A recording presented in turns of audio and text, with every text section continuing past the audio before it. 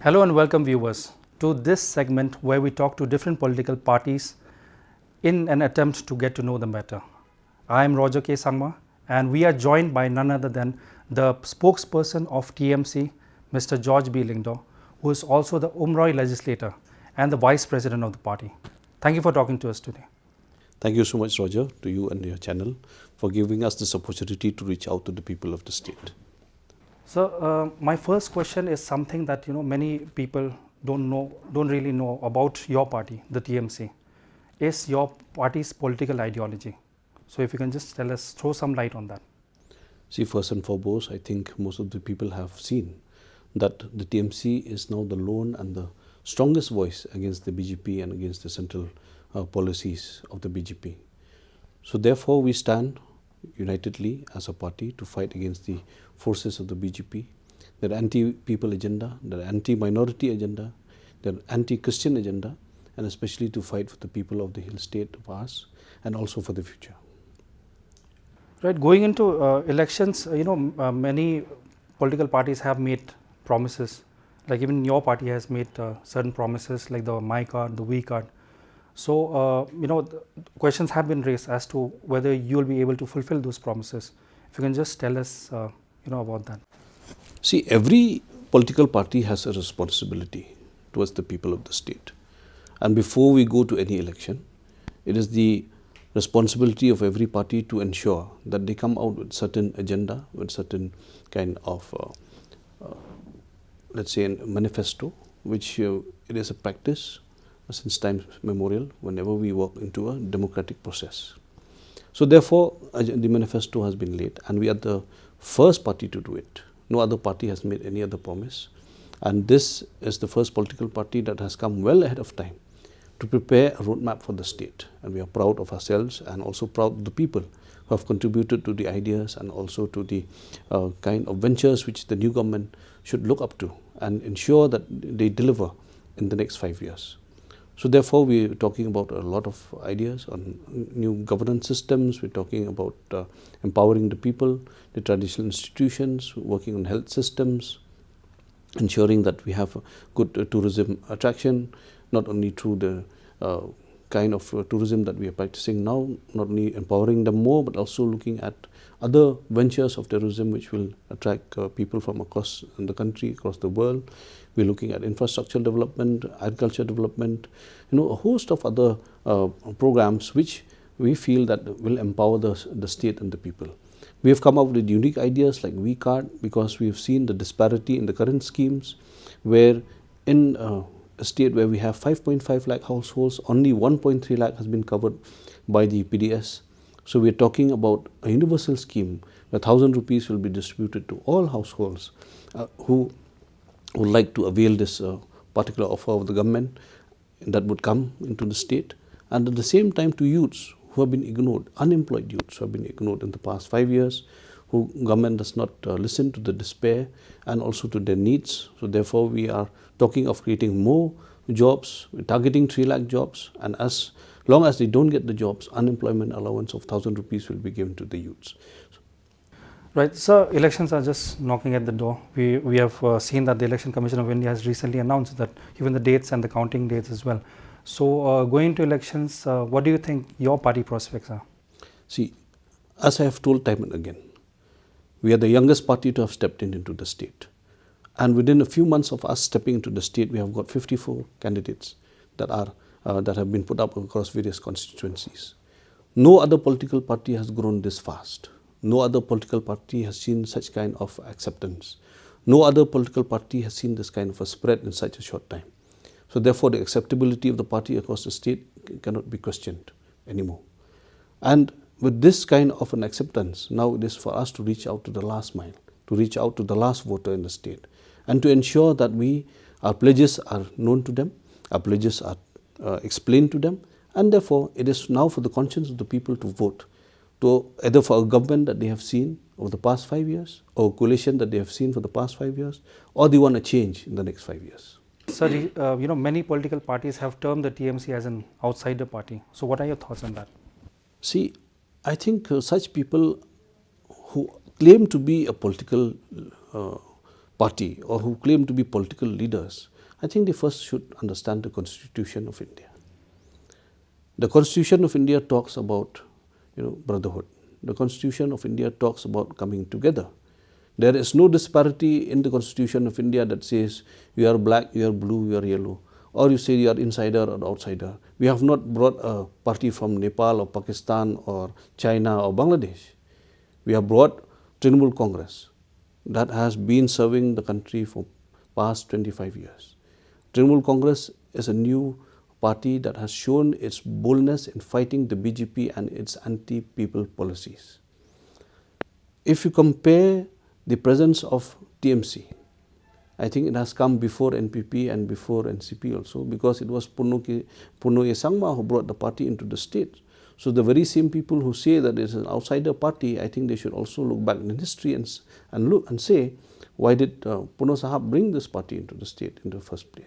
So recently the state celebrated its 51st statehood day.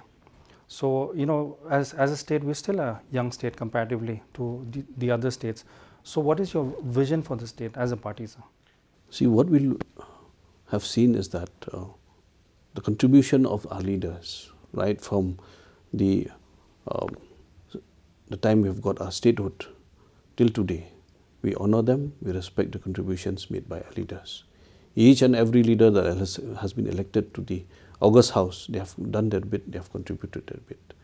The leaders that have been part of the district councils, they have contributed their bit. We honor them, we respect them. With the changing times, with the change in the needs of the people, their aspirations, therefore, we also, as leaders, we have to customize the needs of the state based also on the needs of the people. Now, therefore, reaching out to the people and looking at their current status, especially in extreme poverty, especially in terms of women empowerment. When we talk about women empowerment, it's not only about giving them their rights of voting or in traditional, giving them a place in traditional institutions or in giving them a place in society, but then we're talking about empowering them with livelihoods.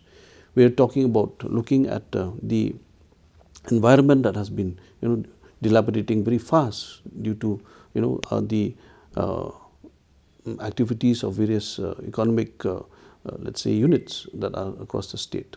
Now, we have to look at. Now we are being challenged with garbage collection and garbage disposal and garbage processing, which as urban centers are facing this kind of a threat.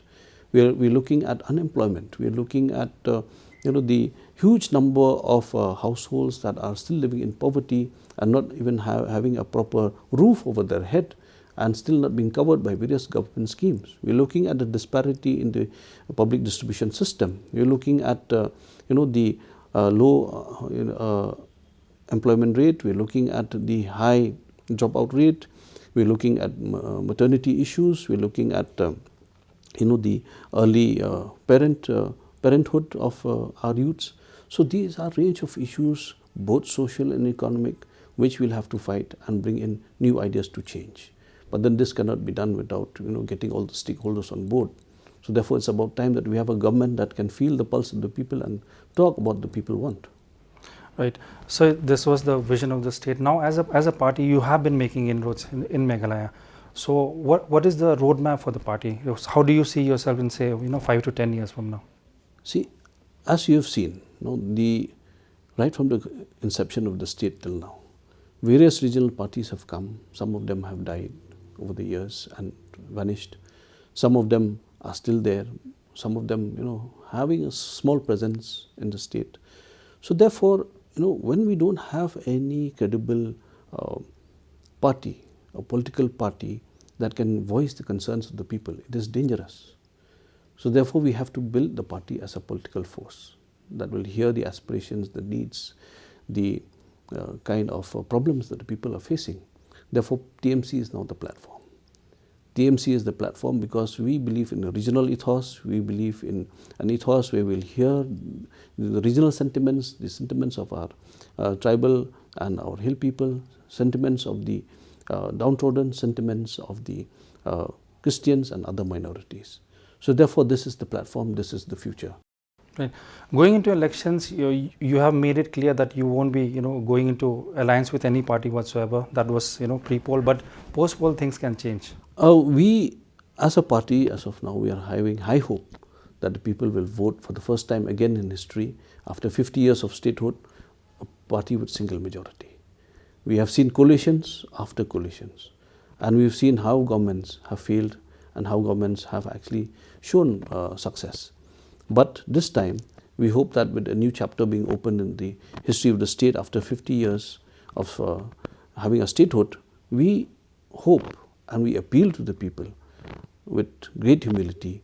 If they can bring a party with single majority, then we can have decisiveness in governance, we can have leadership, we can have vision, and we can have strong empowerment for the people.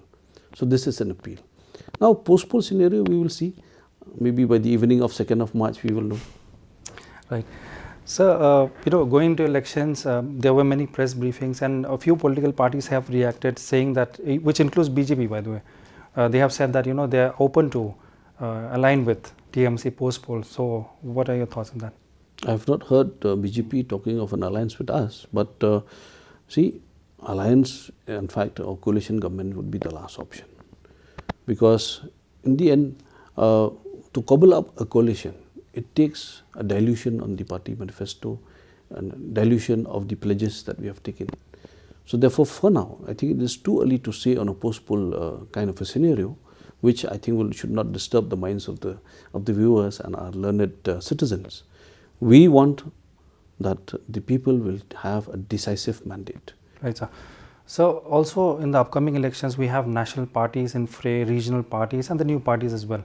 So who do you think has the edge in this upcoming elections 2023? See, as I had told you before, now everybody will try their best to put their best foot forward and reach out to the last mile and talk to the voter. But then I think the voter is very smart now. What I'm seeing a sudden trend now is that people are silent. People have understood that it is a democratic process, which is a sacred process where they themselves only have the right to know whom they vote for. So therefore, to speculate that any national, original or any independent will actually have an edge, that I think it is too early. But then what I'm seeing a new trend is that people have immersed themselves in thought, and with the role that you're playing as a channel, the role that other channels are playing, and the big role that social media is playing now, we have never seen such kind of a contribution of social media and its impact on voters' minds and ideology when we go to the remotest of villages now. People are talking about assembly issues in my constituency. Even though they have not been to the assembly, some of them may not understand English too much, but then they're talking about the debates in the assembly. They're talking about the topics that are being raised by the leaders. So such kind of awareness is unseen. So therefore, the people will vote with a conscience and with a knowledge. So my final question to you, anti-incumbency is a major factor which cannot be denied. It has been a trend in the state. So anti-incumbency against the ruling dispensation as well as the sitting MLAs. Your thoughts on that? See, when people voted for us in 2018, they voted with some aspiration. Now, some of the aspirations could be fulfilled, some could not be fulfilled. We MLAs sitting in opposition, we also were highly handicapped because we were not in government, even though we should not just sit back and say we are in opposition and do nothing. So therefore, when we come with such kind of aspiration in 2018, so some of them may be fulfilled, not fulfilled. Therefore, that anti-incumbency against sitting MLAs will definitely play a role in them being re-elected. When we talk about government, we have seen how, as a state, as a country and as a world, we have suffered due to COVID. Now, people come up with so many problems. The lockdown has drained out the resources, the savings of the people. We expected the government, both centre and state, to push the resources on livelihoods. But then, now there is no labour. The MGNRG has dropped to 50% of what was in 2022 because the government could not pay the debts of the VEC. Up to 500 crores was the pending debt that was a liability for the government to pay the VECs for purchase of various materials like cement, rod, etc. Now they are seeing high employment rate. Unemployment rate is at highest. As a party, we are registering nearly 3 lakh youths who have voted for the My Youth card and selected it. Why registered? Because they feel that they are not having any gainful employment over the past 5 years. We have seen how education has dropped to its lowest levels. We have seen how agriculture has failed. PM Kisan, the assistance that was supposed to give, I think the easiest of schemes was just to get a direct benefit transfer of 6,000 rupees to the account of every farmer. Past 2 years, the government has not been able to do it. They have registered new households under the PMAY or the Awas Yojana for giving them a household. Since 2019 till date, not even a single household. They have brought piglets in the end, they have brought blankets in the end, just to appease the voter. But I don't know, I think you have seen the video how people have ransacked the government's pigs, because they feel that the government has looted from them 5 years. So now the people turn now to loot back these pigs, who actually now people are desperate. People are desperate to get a change. People are desperate to get a government that will listen to them 5 years all along, not just 5 months before the election. Not to give kind of appeasement schemes just to bring down the anti-incumbency. It will not work. Thank you so much for talking to us, sir. So that was All India Trinamool Congress spokesperson Mr. George B. Lingdo talking to us and sharing his thoughts about the party. Thank you for joining us.